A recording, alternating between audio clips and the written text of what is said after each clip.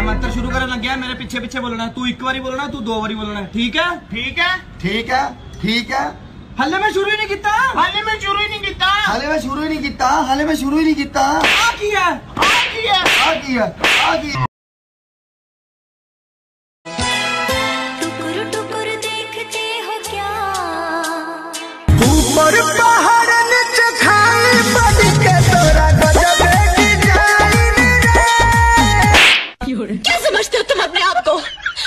बहुत बड़े मस्करे हो तुम, बहुत बड़ा जोक मारा है तुमने।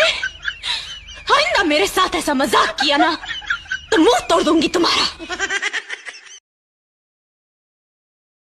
टकरार छिड़ल बात टकरार चली, भरपूर जवानी में तलवार चली।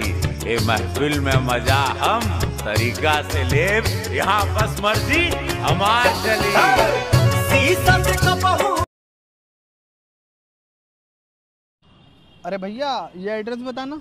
अरे भैया ये तुझसे पूछा ये भैया राइट लगेगा ना यहाँ पे। Thank you ma'am. कहाँ जाता रहो? बैंक में जाता नहीं। एगो हमरा के फेयर लवली के फेस वॉश ले ले अइह। मुँहे फाड़ देम, पैसा उठावे जाता नहीं।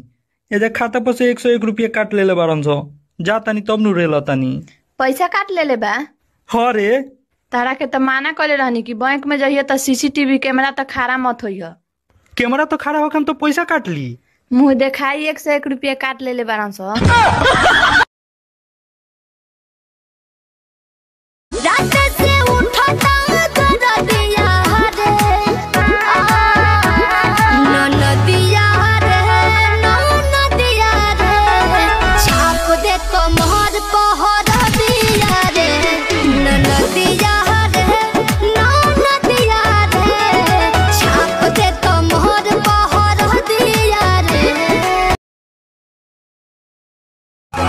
पायल भुलाइल बाकी झुमकाई रानी, बोलत ना बाड़ू का बाटे परेशानी।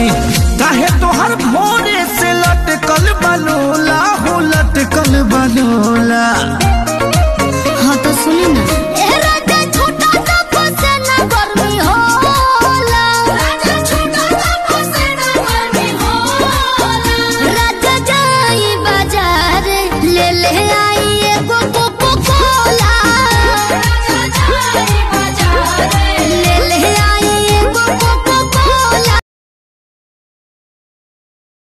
इंसान कभी पैसों से बड़ा नहीं बनता, इंसान हाइट से बड़ा बनता है।